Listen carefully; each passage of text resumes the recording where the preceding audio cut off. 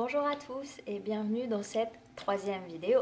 Donc aujourd'hui un sujet plus que basique, étant donné qu'on va parler de comment monter sa flûte. Donc il n'y a pas plus simple comme sujet, mais c'est un sujet vraiment primordial puisque de là vient la position que vous allez avoir. Donc si vous jouez longtemps avec une mauvaise position, vous risquez de vous faire mal.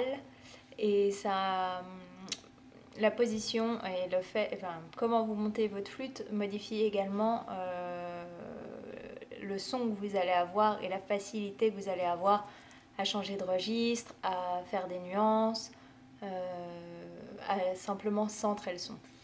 Donc, on va prendre les trois parties, donc la tête, le corps, le pied, ok. Donc vous avez les trois parties de votre flûte. Vous allez commencer... autre chose, c'est les magasins de musique qui seront contents et les réparateurs. Quand vous montez votre flûte, vous ne devez pas appuyer sur les clés. Puisque votre instrument est fragile, c'est pas un jouet, et vous risquez de tordre les clés. Si vous tordez les clés, elles risquent de plus bien boucher et c'est compliqué après de les régler. Donc je vous montre facilement comment faire pour ne pas y toucher. Vous allez mettre votre main au-dessus des clés, ok, à l'endroit où il n'y a rien. Sur la tête, facile, il n'y a rien. Ok, vous vous mettez bien en face, puisque si vous vous mettez sur le côté, vous risquez de coincer, voilà, pas en face, vous risquez de coincer la tête dedans. Donc vraiment, vous vous mettez dans l'axe. Et normalement, sans trop forcer, doit avoir une légère résistance, mais sans être difficile, vous rentrez votre tête. De là, il va falloir que vous centriez le trou de l'embouchure avec le trou des clés. Alors moi j'ai un sol décalé, celle-là elle compte pas puisqu'elle est légèrement décalée, donc je vais la régler sur cet axe ici, ok. Donc je vais me mettre en face et je vais centrer mon trou d'embouchure au trou de mes clés.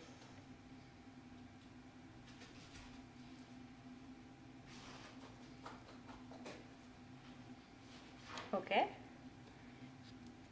Puis je vais mettre la patte. Donc là je vais tenir encore une fois où il n'y a pas de clé. Et le pied je vais le prendre également au bout.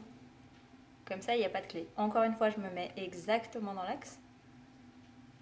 Et elle doit rentrer sans problème. Alors, pour la patte, si vous regardez, j'ai la tringle ici qui doit être alignée avec le trou des clés ou les bouchons, le centre des clés.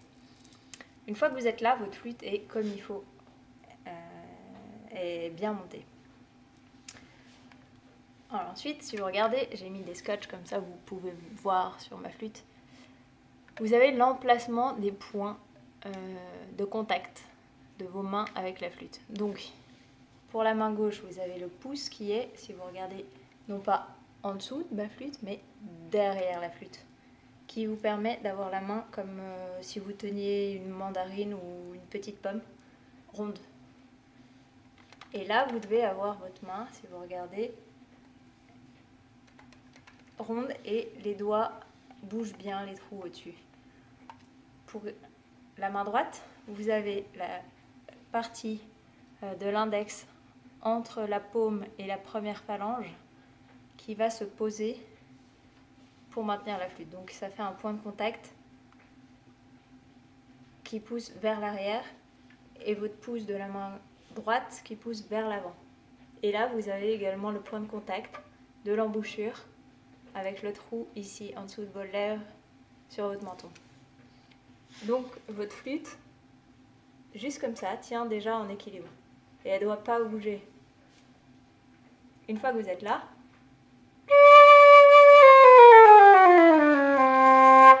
il vous suffit de souffler. Avoir une bonne position vous permet d'être stable au niveau de l'embouchure.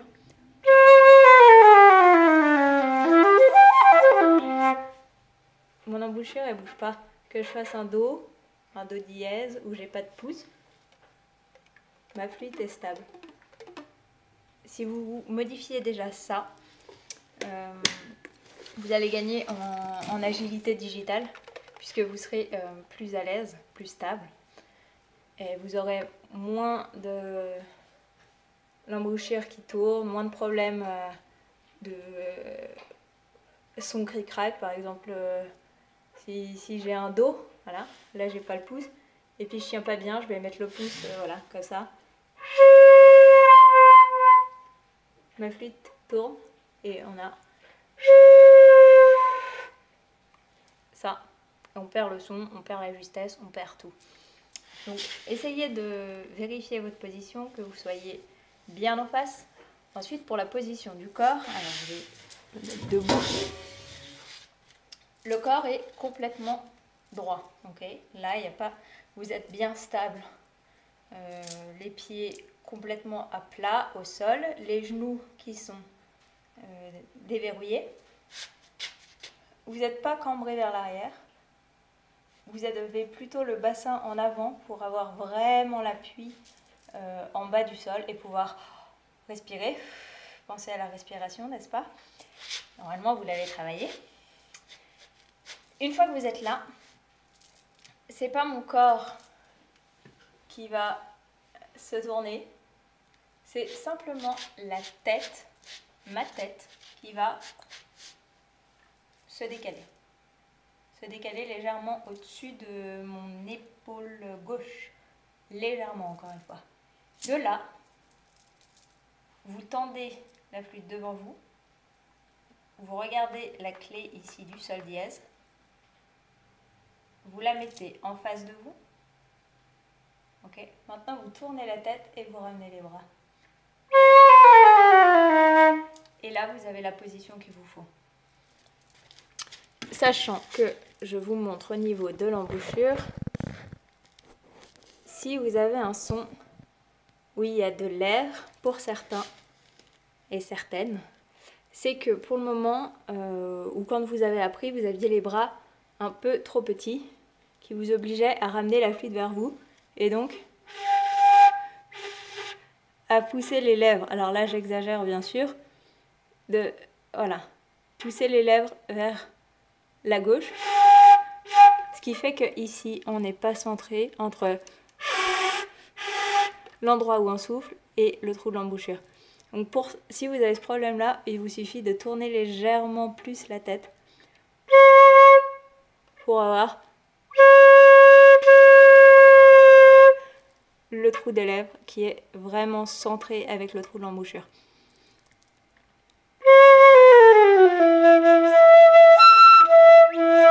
Une fois que vous êtes centré, vous pouvez gérer la grandeur du trou ici, vous pouvez gérer la puissance, vous pouvez gérer la direction de votre air, si je souffle devant ou en bas, vous serez toujours centré. Donc essayez de corriger ou en tout cas prendre conscience de tout ça. Et n'hésitez pas à me poser des questions, si vous avez la moindre question qu'il soit. Je vous ferai une autre vidéo cette semaine, soit sur le vibrato, soit sur les nuances. Et je vous propose, à partir de la semaine prochaine, on va commencer un défi. Donc, chaque jour, je vais vous donner un exercice. Donc, pour les plus petites, un exercice simple. Pour les plus grands, un exercice plus complexe. Peut-être pour travailler la vélocité ou pour travailler la puissance sonore. Voilà, mais un exercice par jour, court, maximum 5 minutes. Je ferai moi aussi un exercice par jour, voilà, pour vous prouver que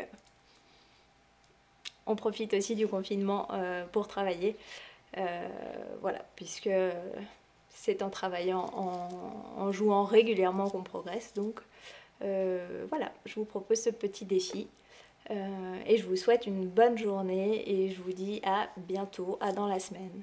Au revoir.